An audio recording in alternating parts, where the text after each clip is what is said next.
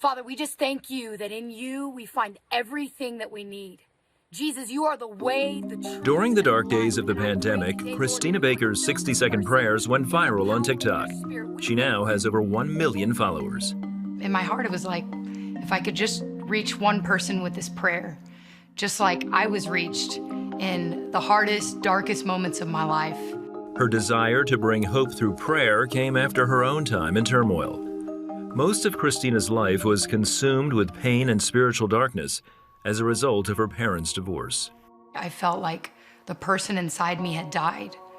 And that's where I turned to cutting and self-harm. I started getting into Marilyn Manson, listening to a lot of death metal, joined a band, started, smoking weed, drinking, partying, going out to the bars. And that's where I began to find what I thought was life. Her mom couldn't help her and sent her to live with her father in Hawaii. They didn't know he was homeless and addicted to drugs. Her time with her dad left Christina with more questions than answers. I was strung out on drugs. My dad was an atheist. I followed in his footsteps. I was lost. I don't know how I'm gonna eat. Where am I gonna take a shower? Am I going to school anymore? Am I safe here? What's gonna happen to us? I wanna die. A glimmer of hope came when her brother helped her move in with a family back on the mainland. They were Christians and showed her God's love. She would ask me, why don't you believe in God? Why do you believe in abortion? How are you okay with all of the other religions? I would give her my honest, very emotional responses, and she was okay with it. She wasn't trying to convert me. She didn't have an agenda.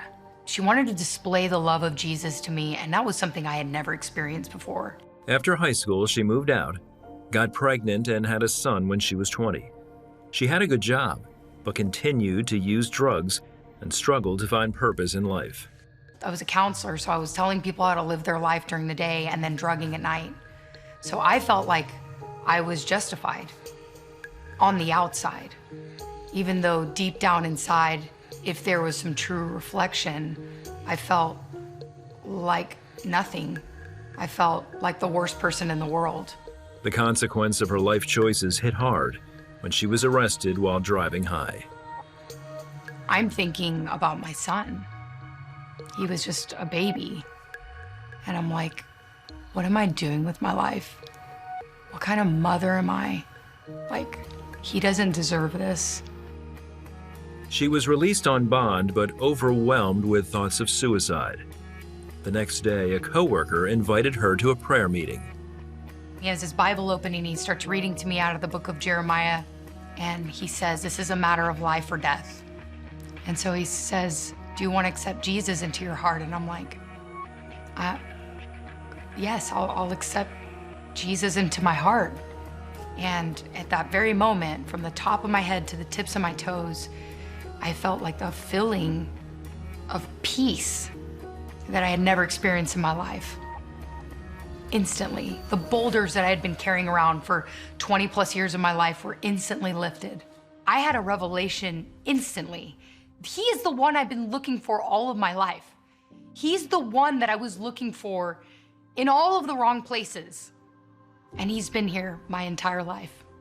She got clean and sober as God radically transformed her life, though she still faced the possibility of time behind bars for possession and driving under the influence. Against her lawyer's advice, during her arraignment, she spoke to the DA. I'm not the person that was in that car September 2nd. And Jesus Christ has saved me, and I'm deeply sorry for what I've done. The drugs are mine, and I'm so, so sorry. And he's like, we all make mistakes sometimes. Have a great day. To her lawyer's amazement, all charges were dismissed. Christina knew God was with her, then and always. He was here the whole time. He was watching over me when I was homeless on the beach. He was watching over me when I got arrested and went to jail. He was watching over me when I was about to abort my child. He was watching over me when I was about to overdose, not once, twice, but many times. I found the hope. The hope wasn't just this idea. Hope was a person. And when I met him, my entire life changed. Christina's book, Hope in 60 Seconds, shares her journey out of the darkness. She continues to encourage people with her 60-second prayers. 60 seconds might not seem like a lot. Sometimes people think, well, God needs a lifetime to deliver my child, to heal, to do whatever impossible situation it is that somebody may be believing for. He doesn't need a lifetime. He doesn't even need 10 minutes. He doesn't even need 60 seconds. All he needs is a moment of surrender, a moment of an open heart, a yieldedness, where God can come in and have his way through us.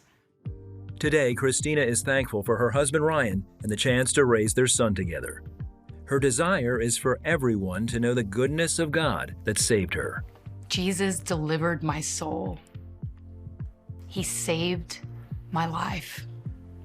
He took me from the bottom of the pit and pulled me out. He healed my heart. He healed my body. He healed every part of me that was broken. And I want to live the rest of my days for him, all of eternity, telling everybody what he's done for me.